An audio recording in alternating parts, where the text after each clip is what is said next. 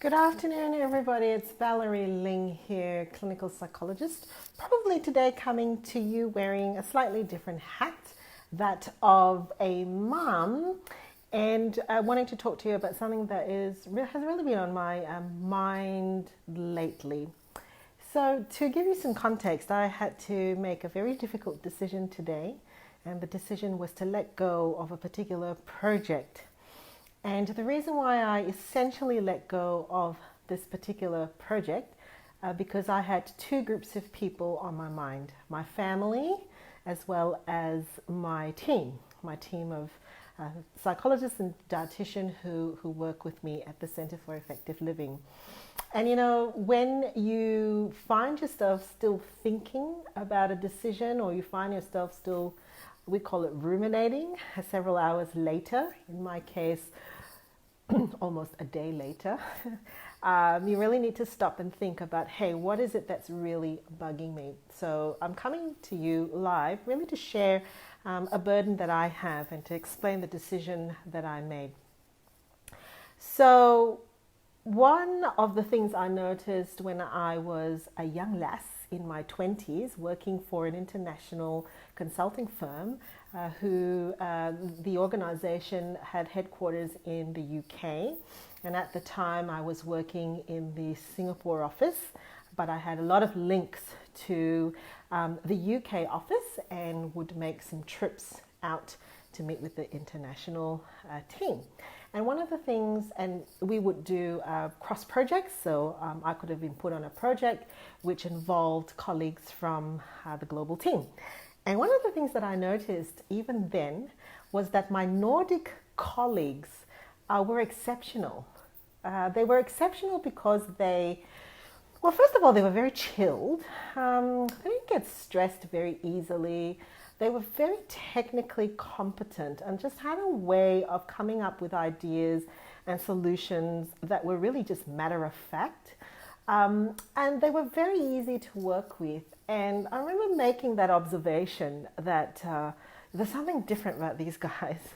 I don't know whether IKEA was around then. Might have been. I don't have any memory of doing any shopping in IKEA at that point in time. I only remember doing IKEA shopping much later in my life. But I do like IKEA. I love IKEA. Now, if I'm ever having one of those moments where I'm feeling like my creative tank is a little bit drained, I probably will go to IKEA. And it's not just because of the ideas that they come up with, but IKEA as a company is fascinating. I'm still waiting for the book that comes out that helps us to understand all the ins and outs of it. I've gathered a few articles and done my own reading on it. But if you know of a book that tells me the story of IKEA, please tell me. Again, they have a very interesting culture, the way that they infuse their ethos and philosophy. But anyway, the Nordic countries are also found to be highest in their levels of trust. So I want to suggest to you that rather than looking at the happiness index, which is still really current in psychological thinking, but really probably has had its day, we really need to be looking at trust index. Can I suggest that you really think about trust index? The ability for individuals to trust leadership, non-for-profit organizations in general, leaders and politics is really on a downhill slide. We're probably experiencing some of the lowest levels of trust. And the natives that are coming out, natives meaning the kids that are coming out in this world that would know no different. In other words, our kids who are growing up are really growing up in a world where they will know no different in terms of trust levels. So I had a conversation with one of my children that went something like this. We've just moved houses, and so I'm making sure that I'm on the electoral roll for where we are, and I'm very aware that elections are coming up.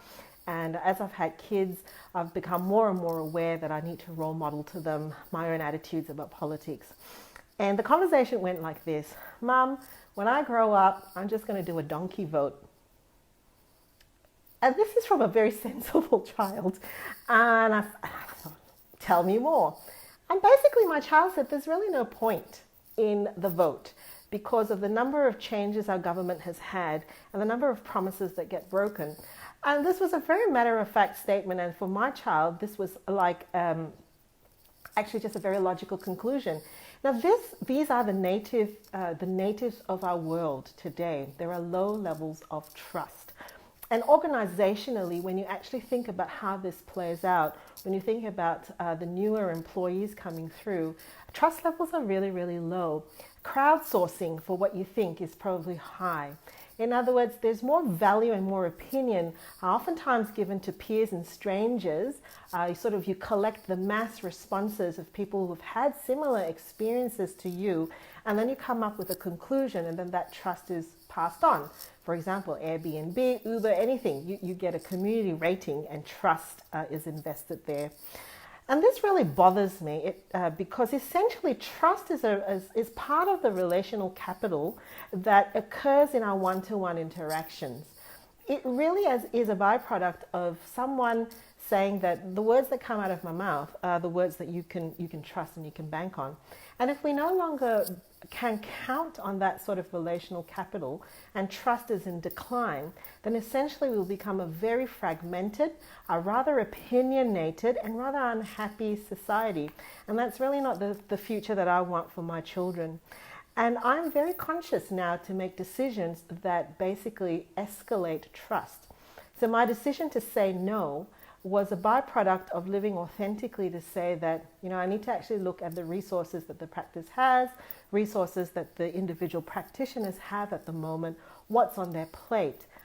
If I say that I bring a message of no burnout, then I need to make sure that when I look back at my team and the people who are in the trenches with me, that they trust.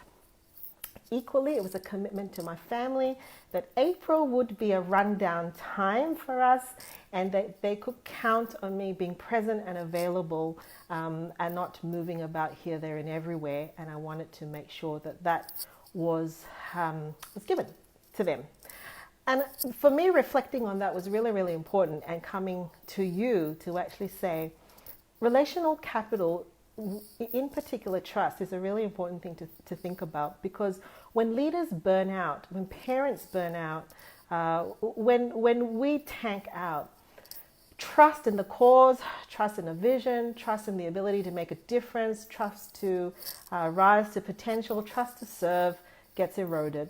Because when those that follow us and those who are watching us see us tank out and not live authentic lives, then trust goes down.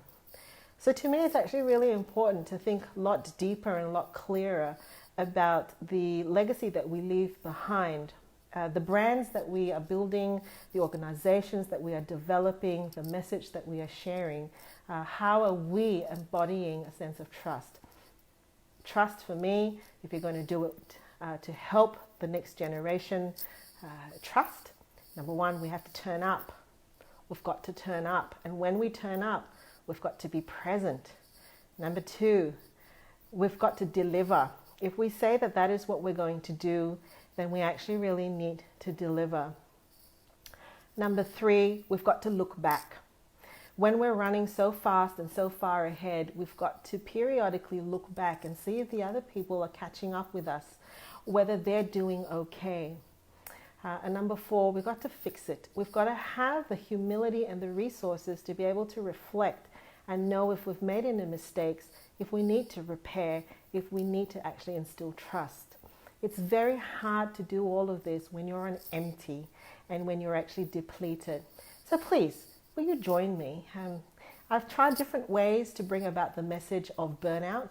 And today I just wanted to bring you the message that we've got to leave a legacy behind of a higher capital of trust.